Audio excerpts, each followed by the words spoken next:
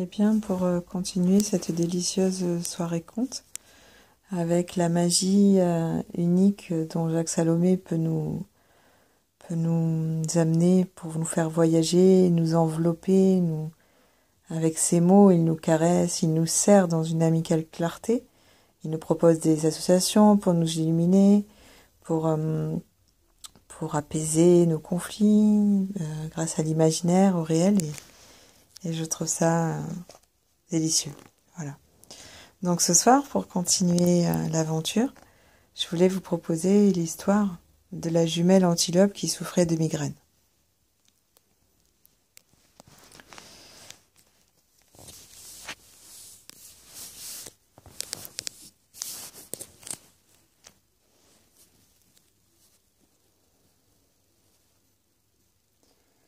La vie ne se partage pas, elle s'offre en entier à chacun. Et si nous acceptons de l'accueillir ainsi, au plein de nous, elle se répand et se multiplie pour nous agrandir.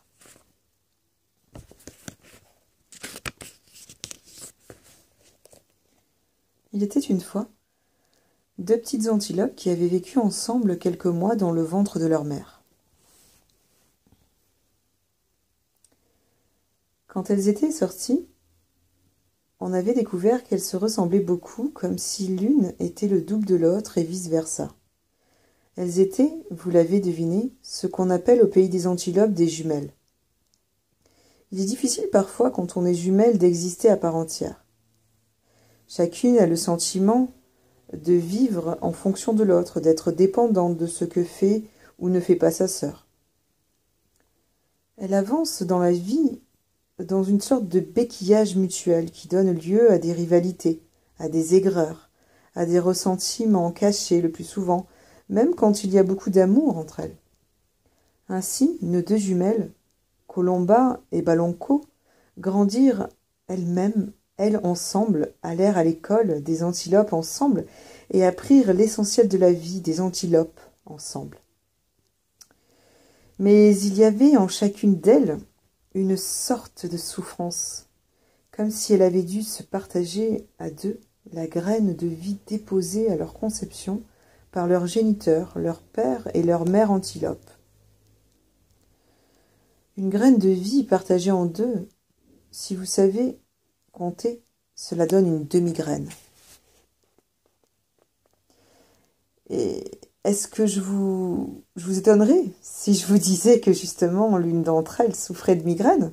Oui, de migraine. Des maux de tête effroyables qui étreignaient ses tempes, oppressaient son esprit durant des heures. Le médecin des antilopes avait bien tenté différents remèdes, des potions comme on en fait au pays des antilopes. Mais Colomba avait toujours des migraines terribles qui ravageaient sa vie, polluaient toutes ses activités et handicapaient sa vie affective. Un jour, un vieux sage antilope conseilla à la mère antilope de choisir 2 graines de figuier et d'offrir une graine à Colomba et l'autre à Balonco, en leur disant « C'est bien une graine de vie entière que votre père et moi avons déposée en chacune. Votre propre vie ne dépend pas de la vie de l'autre. Même si vous avez passé 9 mois ensemble dans mon ventre, j'ai le sentiment d'avoir pu donner à chacune des choses différentes, personnelles et uniques. Votre vie vous appartient. Vous êtes responsable chacune de sa qualité, de sa joyeuseté et de sa vivance. » C'est ce que fit la mère, sans trop y croire. Car au pays des antilopes, on veut bien, en dernier recours, tenter de faire appel à ceux qui savent entendre les cris du silence dans la violence des mots, mais pas trop quand même. Prudemment, à dose homéopathique. Vous le savez certainement, les antilopes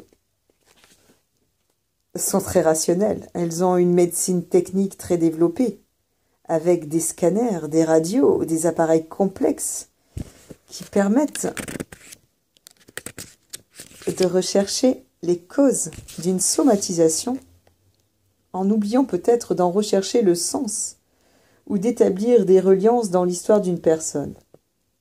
Les médecins antilopes ont des traitements d'une efficacité redoutable qui permettent de supprimer les symptômes en un temps record. D'autant plus terrible cette efficacité si l'on accepte d'entendre que les symptômes sont des langages qui permettent de crier l'indicible. Que les supprimer trop vite, trop radicalement, revient à bâillonner, à faire taire l'antilope qui les porte et les montre.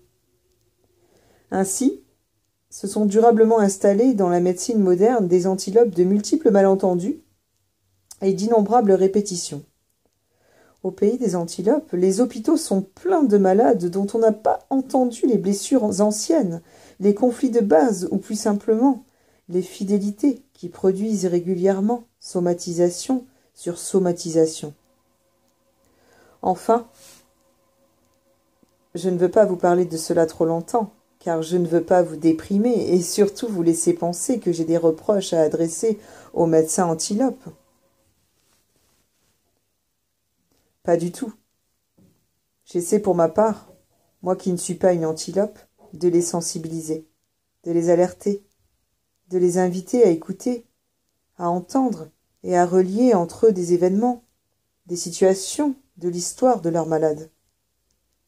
Ce que je sais aujourd'hui, c'est que Colomba n'a plus de migraine, depuis que sa mère a remis à chacune de ses jumelles une graine de figuier représentant symboliquement la graine de vie pleine et entière qu'elle avait donnée à chacune au moment de leur conception. Et c'est une bonne chose. Un détail quand même. Colomba s'est tellement attachée au médecin qui ne la soigne plus qu'elle ne jure plus que par lui. Cela constitue quand même une difficulté, car à quoi bon lâcher une dépendance si c'est pour retomber dans une autre? Ah, que les antilopes sont des êtres complexes, qui ont tellement de mal à accepter le plaisir d'exister, le bien-être de vivre, en s'appuyant sur leur propre liberté.